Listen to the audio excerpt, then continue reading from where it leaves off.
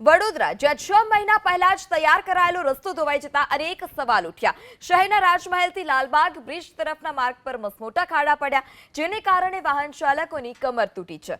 તો 6 મહિના અગાઉ બનાવેલો રસ્તો ધોવાતા હલકી ગુણવત્તાનું કામ થયાનો પણ સ્થાનિક કાઉન્સિલરે આરોપ લગાવ્યો। તકલીફ તો પડે છે।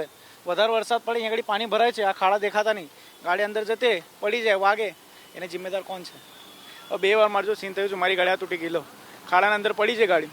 એટલે રસ્તો તો બરાબર છે, વરસાદમાં રસ્તો આખું ધોવાઈ જાય છે, ઉપરથી ખાલી નાખીને બનાવી દે છે રોલર ચલાવીને, પણ નીચે કશું ના હોય। એટલે આ જે ખાડા છે વરસાદની અંદર દેખાતા નહીં, જ્યારે પાણી ફૂલ ભરાય અને ગાડી જાય અંદર પડે। હવે એક મારા ફ્રેન્ડ છે, એ ઝોમેટોનો બિઝનેસ કરે, એટલે ઝોમેટોમાં છે, એ ભાઈ ડિલિવરી લઈને જાય છે, વરસાદમાં પડ્યો ભાઈ, એ ભાઈને પડ્યો છે ને વાગ્યો છે ને, જે ડિલિવરી હતી કેક હતો આખો તૂટી ગયો, એને આખું પૈસા ભરવા પડે। એ બધું નુકસાન છે, લોકોને તકલીફ છે। વડોદરા શહેરના અનેક વિસ્તારમાં નવા બનેલા રોડ રસ્તા ધોવાઈ રહ્યા છે। વરસાદ બાદ અનેક વિસ્તારની અંદર આ જ પ્રકારની સ્થિતિ। અત્યારે આપણે વડોદરાના લાલબાગ બ્રિજ ખાતે છીએ।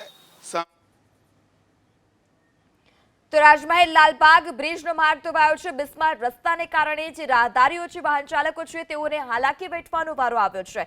વરસાદમાં રસ્તો ધોવાઈ જતા રસ્તા પર મસમોટા ખાડા પડ્યા, જ્યારે સ્થાનિક કાઉન્સિલરે અનેક સવાલ ઉઠાવ્યા છે। છેલ્લા 3-1 મહિના અગાઉ હમણાં આ રોડ બનાવવામાં આવ્યો। આ લાલબાગ બ્રિજના નીચેનો સર્વિસ રોડ કહેવાય, અને લાલબાગ બ્રિજના ઉપર પણ તમે જો કે 15-1 દિવસ આખો લાલબાગ બ્રિજ બંધ રાખેલો અને નવો રોડ બનાવવામાં આવ્યો હતો।